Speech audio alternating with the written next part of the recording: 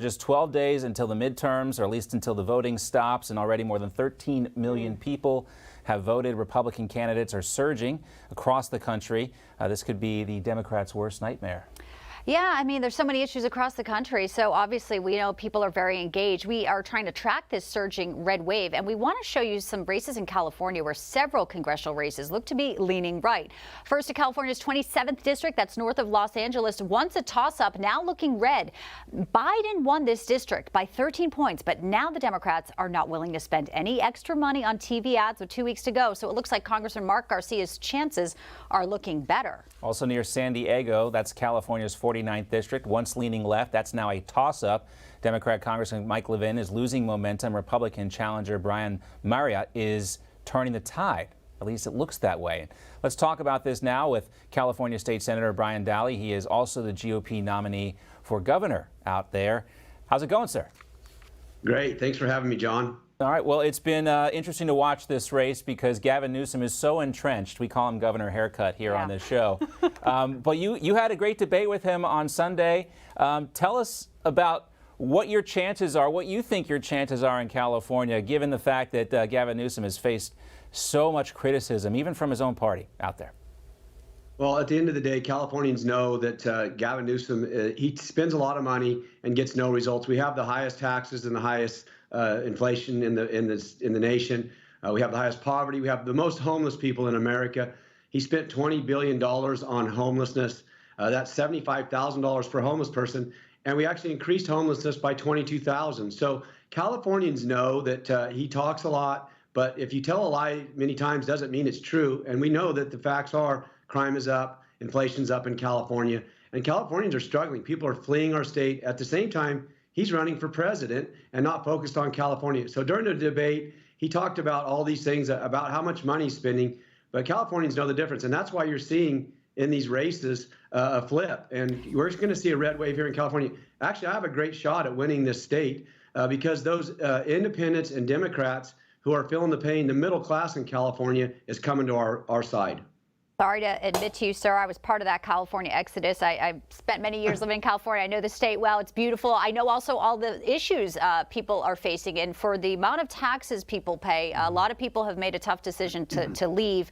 But we are seeing a turn in California. I know Orange County, of course, San Diego County really has been more Republican. A lot of veterans there in those two counties. But what do you think now is driving this as we see it growing to either further places, like we just mentioned, north of L.A.?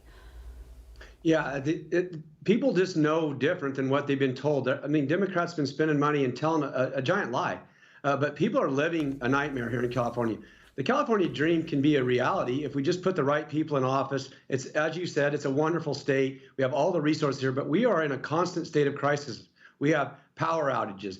We have a lack of water. We have schools failing our children. And so at the end of the day, Californians are living something than the Democrats are telling them. And they've been in power here for 25 years. So I just say this simple thing. I said this during the debate.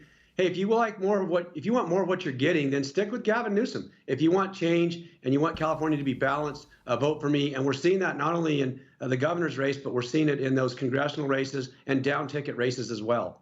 You can see and almost feel the frustration, even from progressives. You know, Cenk Uygur, who is with that group Young Turks, they have that web-based TV show. He tweeted this, quote, "LA is a mess. There's trash all over the roads. Cops don't respond to calls. It's close to anarchy here. Is Garcetti already in Mumbai? Is anyone running the city? Karen Bass, who's the front runner to win the mayorship there, seems to be saying that she's going to maintain the status quo. She knows how to work the system.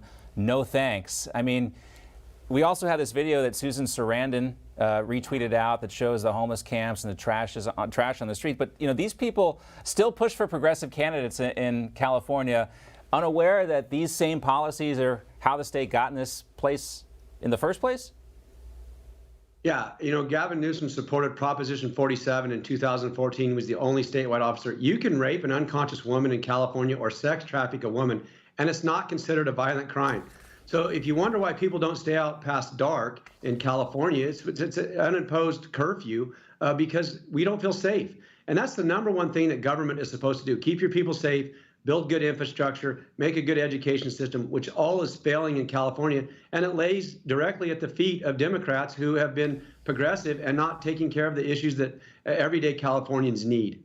Yeah, and I think all the restrictive mandates that were put in, and we saw Pelosi getting her hair done, Newsom at French Laundry, really ticked so many people off there, Brian.